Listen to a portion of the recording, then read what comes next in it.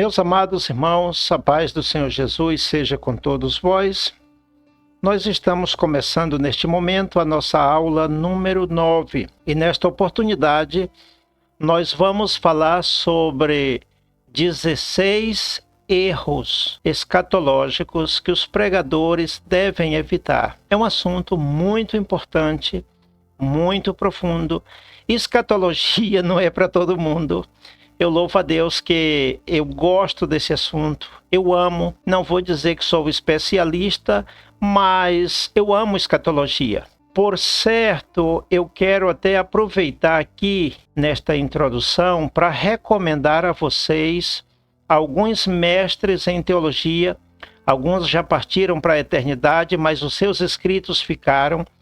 O pastor Antônio Gilberto, de saudosa memória, os seus ensinamentos, maravilha. Recomendo os livros do pastor Antônio Gilberto. Também do Eurico Bergsten, a coleção escatológica, teológica e escatológica do Eurico Bergsten é maravilha, é de confiança. Também o livro Apocalipse, versículo por versículo, do saudoso pastor Severino Pedro da Silva, excelente professor de escatologia. Recomendo também o pastor Ciro Sanches Cibordi, escritor da CPAD, um mestre excelente na área de escatologia. Pastor Napoleão Falcão, recomendo também, um bom mestre na área de escatologia. O pastor Joá Caetano, também bom mestre na área de escatologia.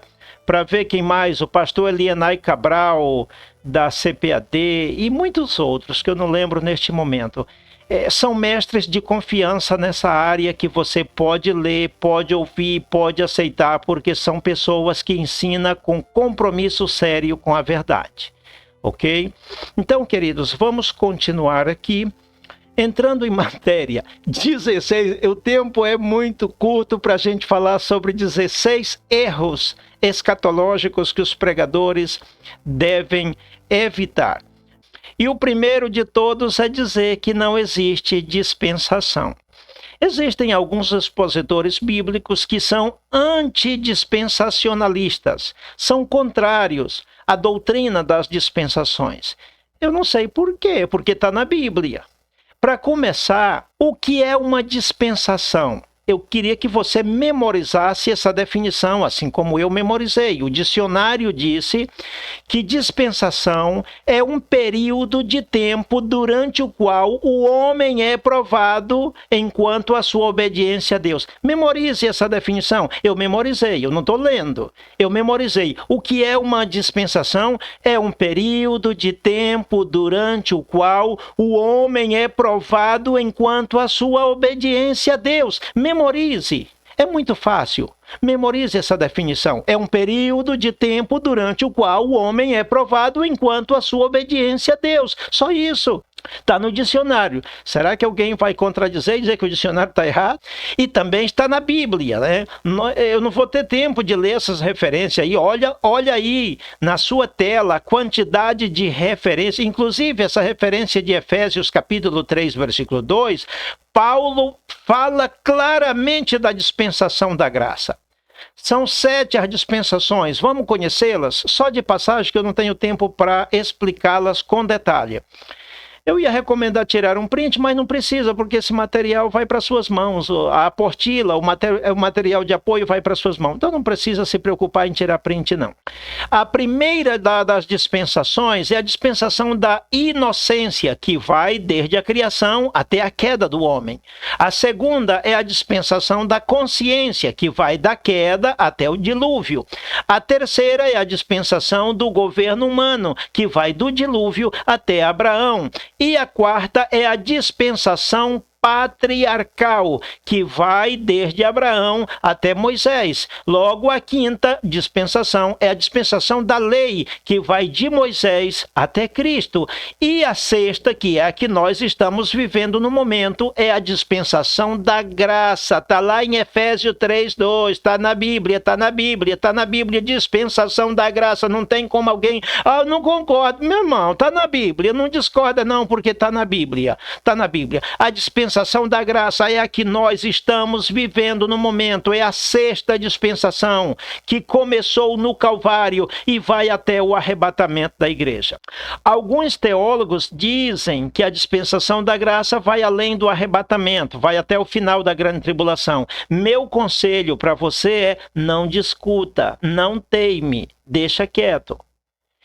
De um modo generalizado, todos nós dizemos que a dispensação da graça termina com o arrebatamento da igreja. Isso já é de praxe, você e eu, todos nós sabemos, todo mundo fala isso, é muito comum.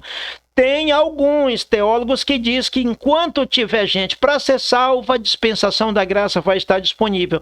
Não, irmão, não é motivo para discutir e dizer que esses teólogos que concordam, que dizem que vai até o final... Não, deixa quieto, irmão. Se você concorda que vai até o arrebatamento, eu acho melhor dizer que vai até o arrebatamento, mas não discordo, não teimo com os teólogos que dizem que enquanto tiver gente na terra para ser salva, a dispensação da graça vai estar ali para... Então, não discordo. E o meu conselho para você é: não discorda, não. Fica quieto.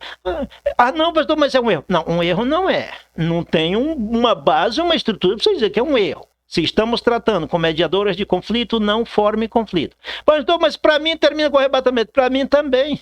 Vamos ficar quieto, até aí tá bom. Mas respeite os teólogos que dizem que vai além do arrebatamento. Não teme. Fica aí o meu conselho, fica aí o meu parecer.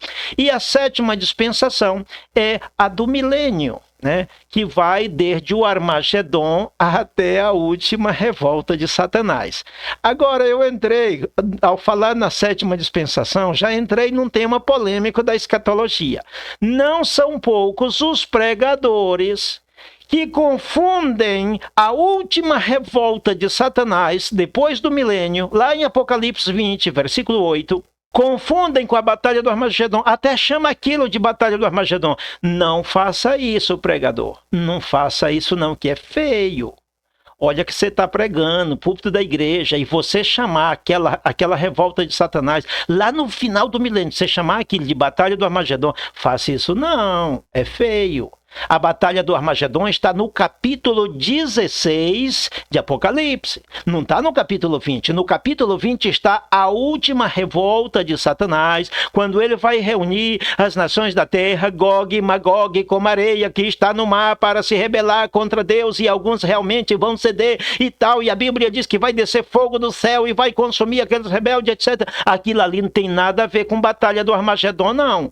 A dispensação do milênio vai desde o Armagedon até a última revolta. Como se chama essa sétima dispensação? Milênio. Irmão, mais claro não posso explicar. Eu creio que ficou claro, mais claro que a luz do dia. Deus abençoe os pregadores que até hoje vinham dizendo que aquele assunto lá de Apocalipse 20 é a batalha do Armagedon. Não é não, tem nada a ver. O segundo é dizer que a igreja passará pela grande tribulação. Ai, Jesus da minha alma, lava no teu sangue. Tem coisa que estressa, tem coisa que tira a paciência, irmão. Estressa mesmo, irmão. Pelo amor de Deus. Olha a quantidade de referências.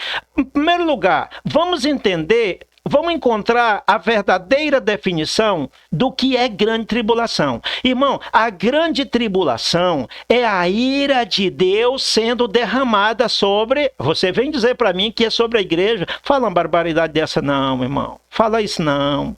A ira de Deus, porque a grande tribulação, sem mais nem menos, a grande tribulação é a manifestação da ira de Deus. Eu vou generalizar sobre a terra, mas sobre a terra sobre quem? Olha, eu acho que é sobre... Fala uma barbaridade dessa não, que eu sinto vergonha alheia. Você dizer que a grande tribulação é a ira de Deus sendo derramada sobre a igreja, e por quê? Fala uma barbaridade dessa não, pregador, é feio.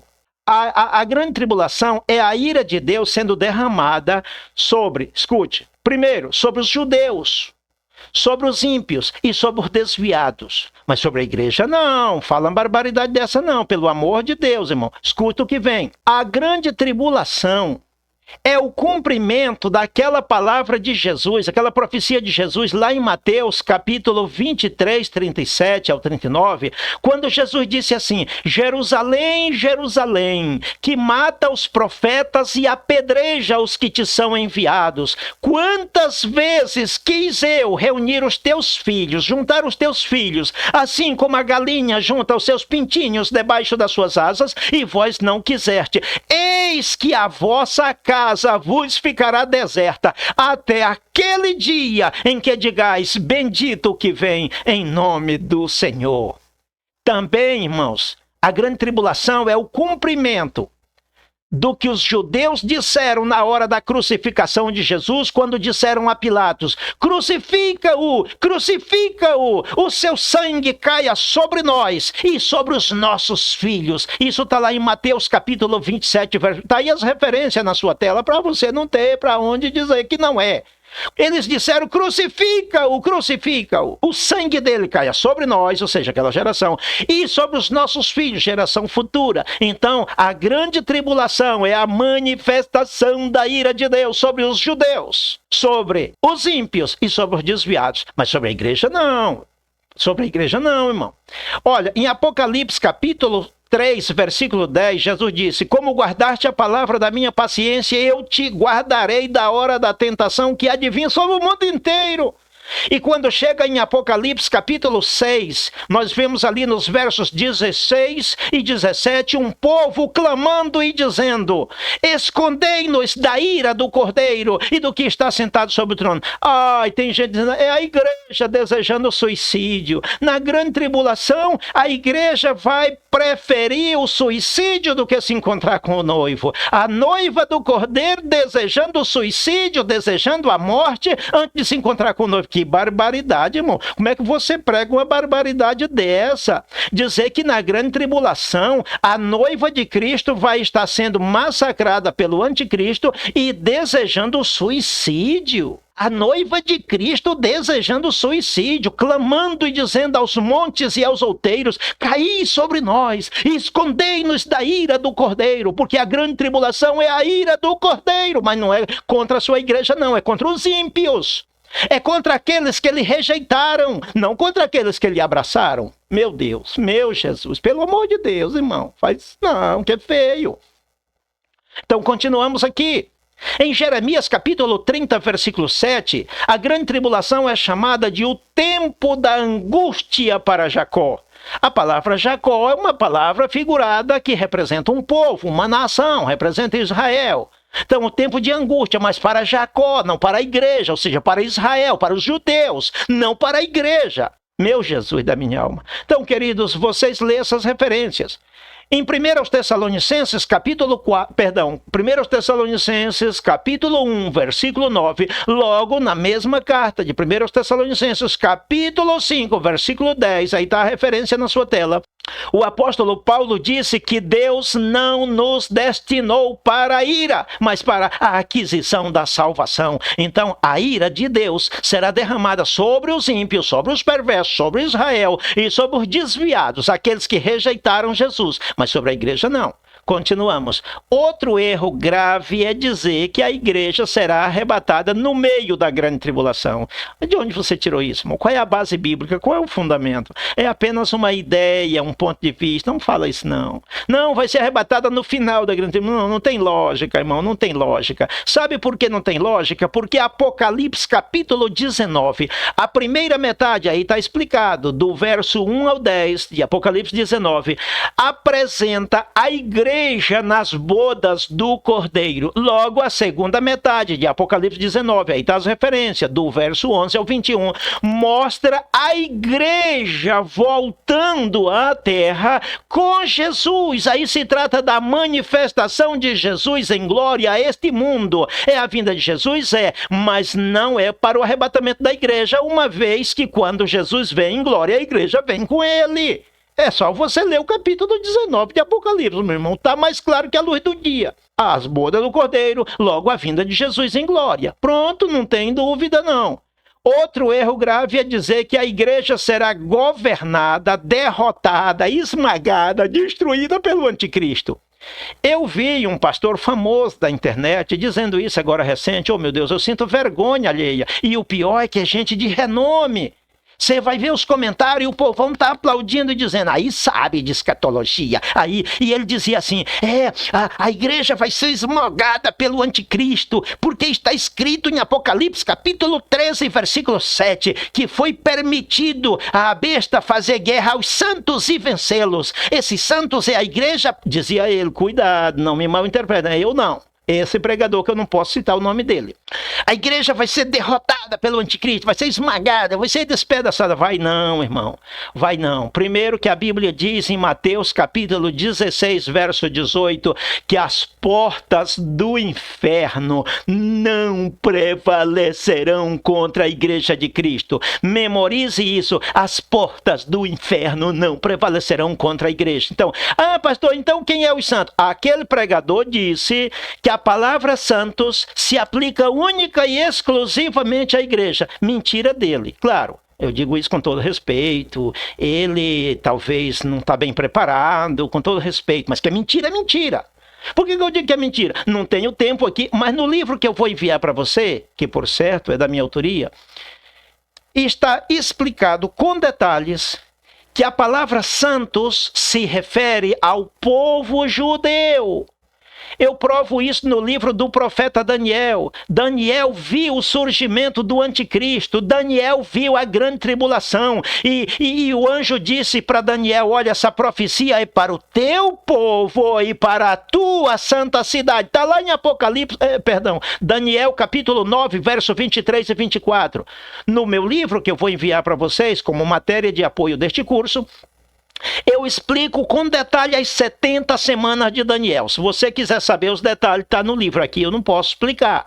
Mas as 70 semanas, o anjo disse, é para o teu povo, Daniel, não é para a igreja não. No fim dos tempos, lá vai vir um povo chamado igreja, mas o surgimento do anticristo e a grande tribulação é para o teu povo, Daniel. É para o teu povo e para a tua santa cidade. Quem é o povo de Daniel? Os judeus. Qual é a santa cidade de Daniel? Jerusalém. Então é uma grande tribulação. O surgimento do anticristo não é para a igreja, é para Israel. Que isso fique claro. Outro erro grave é dizer que o governo do anticristo será teocrático. Irmão, eu fico com vergonha de dizer para vocês que eu li essa frase numa literatura de um escritor assembleiano. Não, irmão, aqui dá vergonha. Aqui é uma vergonha, mas eu li. Eu coloquei aqui porque eu li num livro de um escritor assembleiano. E ele disse mais, ele deu a explicação dele. O governo do anticristo será teocrático porque ele vai se sentir um Deus.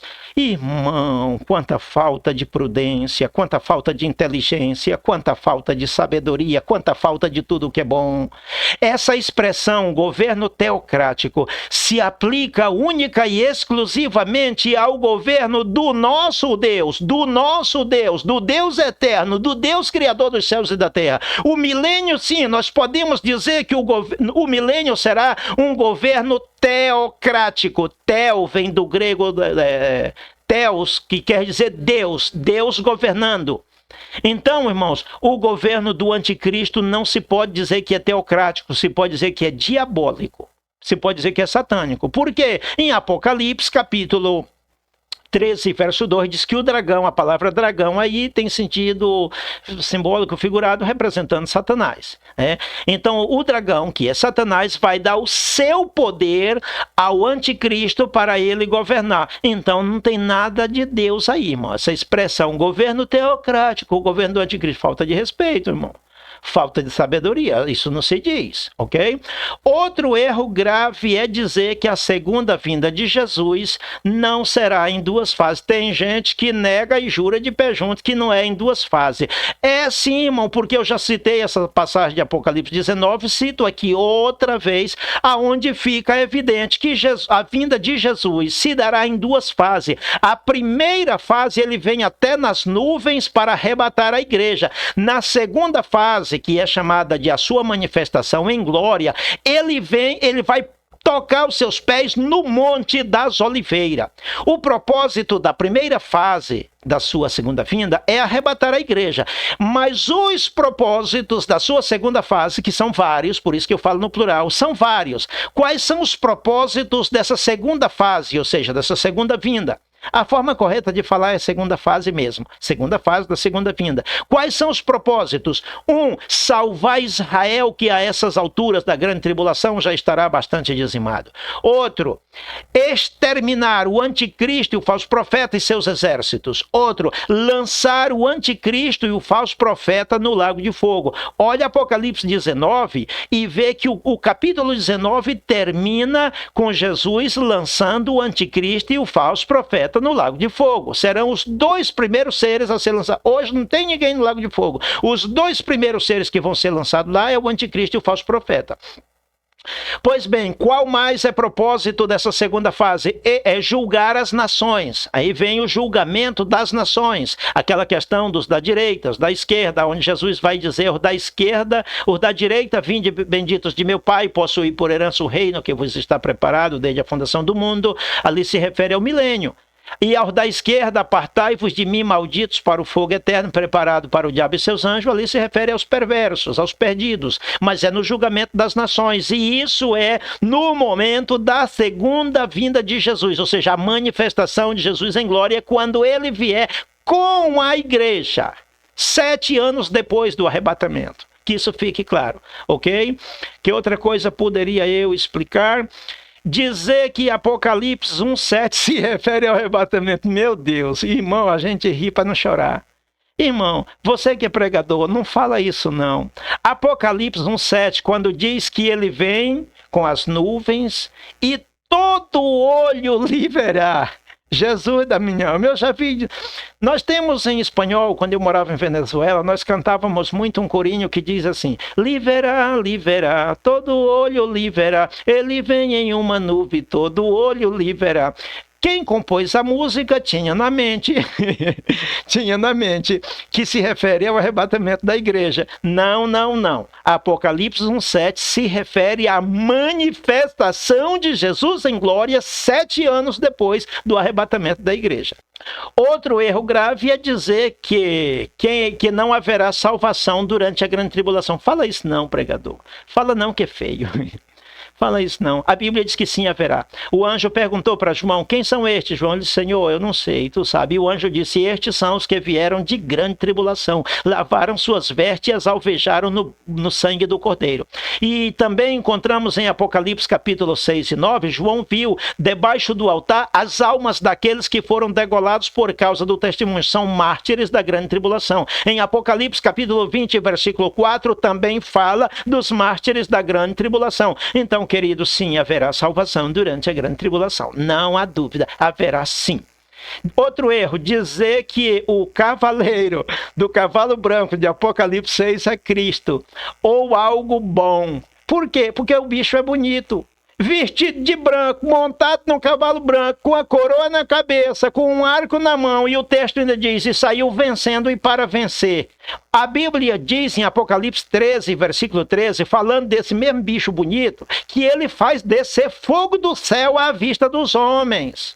A Bíblia diz em 2 Coríntios, capítulo 11, versículo 14, que ele se transfigura em anjo de luz e ministro de justiça. Irmão, é por isso que os judeus vão fazer aliança com ele, vão firmar uma aliança, um pacto por uma semana, mas na metade da semana ele vai romper o pacto e vai revelar seu verdadeiro caráter, porque ele vem bonito, ele vem com promessas bonitas. Irmãos, o diabo é enganador. Agora você, porque o personagem lá de Apocalipse capítulo 6 vem bonito, você acha que é Cristo. É não, irmão, é o anticristo, sem sombra de dúvida. Compare a tropa que acompanha o cavaleiro de Apocalipse 6 com o de Apocalipse 19. O de Apocalipse 6 é seguido por um cavalo vermelho, um cavalo preto, um cavalo vermelho e um cavalo amarelo. Aqui eu não tenho tempo para dar explicação, no livro está explicado. Mas o cavaleiro que monta o cavalo branco de Apocalipse 19 é outro. Tem escrito na sua coxa e na sua veste, tem escrito Rei dos Reis e Senhor dos Senhores. O nome pelo qual se chama é o Verbo de Deus, é a palavra de Deus. E aquele vem acompanhado com todos os que vêm com ele, todos de vestes brancas e todos em cavalos brancos. É uma tropa totalmente diferente. Não confunda o cavaleiro de Apocalipse 6:2 com aquele de Apocalipse 19:11. Não tem nada nada a ver um com o outro, são dois personagens distintos. O primeiro é o anticristo, o segundo é Cristo. Não pregue mais que o cavaleiro de Apocalipse 6 é Cristo. Não é. Não, mas é algo do bem. Nada do bem, irmão. É a manifestação do mal, fingindo ser o bem. Cuidado. Outro erro grave que eu tenho visto, ai Jesus, é dizer que a mulher de Apocalipse 12 é Maria. Não, irmão, não tem nada a ver com Maria, nada a ver. É a igreja, não tem nada a ver com a igreja. E eu já vi até em literaturas de escatologia, eu estudo, eu leio muito sobre escatologia. Não, é os que ficam. Não tem nada a ver, irmão. Deixa eu resumir tudo em poucas palavras. A mulher de Apocalipse 12, que está revestida, a Bíblia diz que João viu ela grávida, revestida de sol, com uma coroa de 12 estrelas na cabeça, com a lua debaixo dos pés e perseguida por um grande dragão vermelho que tinha 7 cabeças e 10 chifres. Irmãos, aquela mulher representa a nação de Israel. Ponto final. Pastor Pedro, você não pode dar mais detalhes aqui neste momento? Não. Posso numa live depois, no meu livro está bem detalhado isso daí. Representa a nação de Israel. Assim de simples, irmão. Assim de simples. Vamos passar adiante. Outro erro grave é confundir os 3 juízos vindouros. Eu já vi pregadores no púlpito fazer uma confusão entre o tribunal de Cristo, o juízo das nações e o juízo final. Irmão, deixa eu explicar em poucas palavras. O tribunal de Cristo se dá imediatamente após o arrebatamento da igreja. A igreja arrebatada, ela comparece no tribunal de Cristo para receber a recompensa pelo que fez aqui na terra. Tá aí as referências. Pronto, só isso. Pastor, e o juízo das nações? É no finalzinho da grande tribulação. É um julgamento coletivo, é de nações. Aquelas nações que forem hoje inimigas hoje e sempre, nações inimigas de Israel, que são a favor dos inimigos de Israel, serão condenadas no julgamento das nações. E as nações que forem a favor de Israel serão abençoadas nesse julgamento e entrarão no milênio. Ok? E o juízo final? O juízo final é como o nome já diz tudo, é o final, é o último. O juízo final é para os ímpios, é para os perdidos, é para os perversos. Vai ser no final, depois do milênio. É também chamado de o juízo do grande trono branco. Outro erro grave é dizer que o milênio não será literal. Irmão, a Bíblia diz que o milênio será literal. O profeta Isaías disse que, inclusive, vai até haver morte. A Bíblia diz que o adolescente vai morrer com 100 anos. Está escrito, aí está a referência, é só você ler. Vai ser literal. Outro erro é dizer que o milênio já começou. Tenho ouvido pregadores dizer essa barbaridade. Não tem fundamento bíblico, irmão. Não tem como que já começou. O milênio começará depois da grande tribulação. O milênio começará depois do julgamento das nações, depois que o diabo for preso. Se já começou, então o diabo está preso? O diabo não está preso, o diabo está solto. Ele é o príncipe deste mundo, ele é o governante deste mundo, ele não está preso. Ele só vai estar preso no milênio, então não começou. Outro erro grande é confundir a ordem dos eventos escatológicos. Vamos finalizar aqui apresentando a sequência, a ordem. Com esta terminamos. Ponha cuidado. Ponha cuidado, memorize isso aqui, irmão. A ordem correta dos eventos é essa. A primeira coisa que acontece, o arrebatamento da igreja. Aconteceu o arrebatamento, e agora? E agora a igreja vai para o tribunal de Cristo para receber o galardão. Cada salvo receber a sua recompensa. E a partir daí, a igreja entra para as bodas do Cordeiro, conforme descrito em Apocalipse 19. Pois bem, isso no céu. O tribunal de Cristo é no céu, as bodas do Cordeiro é no céu. E na terra? Na terra, simultaneamente, enquanto a igreja está desfrutando das bodas do Cordeiro, na terra haverá a grande tribulação em 2 fases, 3 anos e meio e 3 anos e meio. Pastor Bento, você pode explicar melhor neste momento? Eu não posso explicar esses 3 anos e meio, 3 anos e meio, mas no livro está explicado. Você vai ler. Terminando a grande tribulação, aí se dá a batalha do Armagedon. Porque o que é a batalha do Armagedon? Irmãos, é o confronto final é o ataque mais furioso, mais ferrenho do anticristo e dos seus exércitos para destruir Israel. Por isso que a Bíblia diz que o diabo tem grande ira, sabendo que pouco tempo lhe resta. Está em Apocalipse 12. É uma pena eu não poder explicar com detalhes aqui. Pouco tempo lhe resta. Então é a fúria maior, é o ataque maior, é a batalha do Armagedon. E é justamente no forte da batalha do Armagedon, quando o povo de Israel já pensar até que não tem mais jeito, Jesus se manifesta sobre as nuvens do céu, trazendo salvação para Israel, e não somente para Israel, para gentios também que perseverarem fiéis a Deus durante a grande tribulação. Jesus se manifesta, exterminando o anticristo e seus exércitos. E depois, aí sim, é isso que se chama a vinda de Jesus em glória.